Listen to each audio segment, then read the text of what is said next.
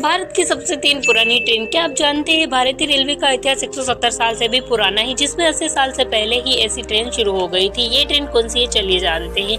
सबसे पुरानी ट्रेन में तीसरे नंबर पर आती है फ्रंटियर मेल। ये ट्रेन 1 सितंबर 1928 को चालू हो गई थी। ये ब्रिटिश में चलने वाली सबसे फेमस ट्रेन थी, जो आजादी के बाद भी चलती थी।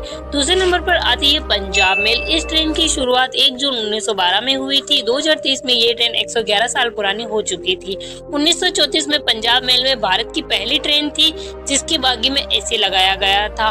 भारत की सबसे पुरानी ट्रेन पुणे मेल है। इस ट्रेन को 1 अप्रैल 1863 में चलाया गया था, जो 160 साल पुरानी हो चुकी है। वीडियो पसंद आए तो प्लीज लाइक एंड सब्सक्राइब करें। थैंक्स।